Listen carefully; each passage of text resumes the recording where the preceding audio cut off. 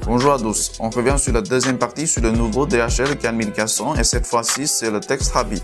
Après 2 jours d'essai là-dessus, je tiens à vous dire que ce nouveau modèle n'est pas une bête de performance. J'ai l'impression que ce soit un smartphone plutôt calibré pour une clientèle plutôt professionnelle.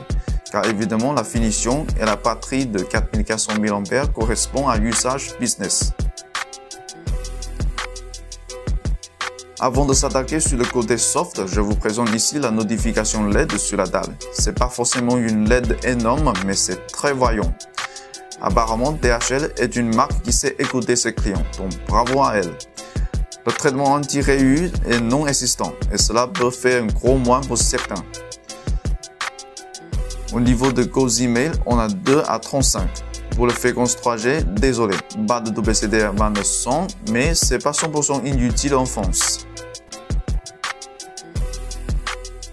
La réactivité sur l'interface est acceptable pour un processeur quad-core plutôt entrée de gamme. Et à part de la sous-couche DHL, rien de très spécial au niveau du système, sauf pour un petit truc qui s'appelle le Float App. Visiblement, c'est une imitation d'Assistive Touch sur le iOS, mais pas si intelligente. Là-dessus, on a que l'accès direct au lecteur vidéo, à la musique, à la calculatrice et au magnétoscope. À part de ça, impossible de mettre d'autres applications sur le plateau. C'est bien dommage. Pour les benchmarks, on a d'abord un score global de 17 348 sur AnTuTu X, texte de stabilité, rien d'anormal, mais on verra plus tard pour la batterie, parce que le changement de la température enregistré sur AnTuTu X n'est pas du tout fiable.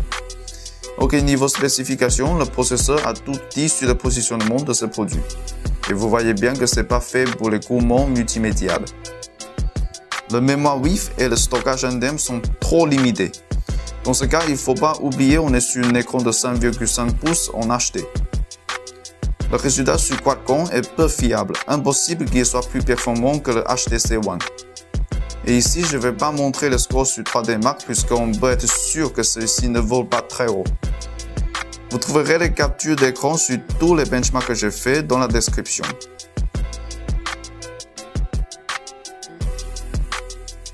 Ok, les capteurs sur Z-Device. D'abord, le compas se comporte correctement, mais la rotation vecteur et l'accélération linéaire semblent hors service.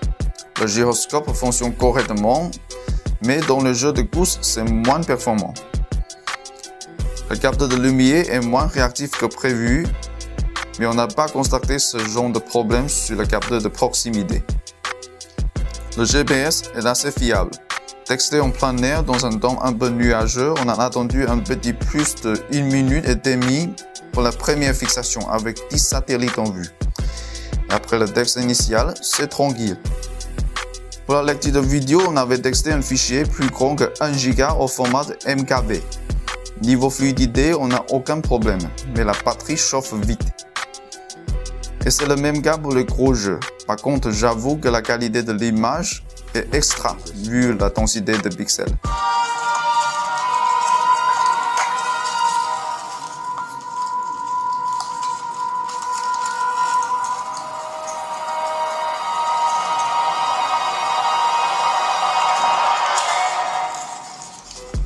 Parlons de son Wi-Fi, rien de très impressionnant quand il s'agit de la vitesse de chargement sur YouTube. Le proxy qu'on utilise dans ce texte est très chargé ce jour-ci, donc il faut un peu de patience. Mais sur Google+, c'est beaucoup plus vite. La caméra ne fait pas partie de ces arguments de vente comme la grande majorité des smartphones chinois, et je vais pas passer assez de temps là-dessus. Mais la performance, à mon avis, c'est acceptable. L'autofocus est assez réactif et l'HDR fait bien son boulot. Voici quelques exemples.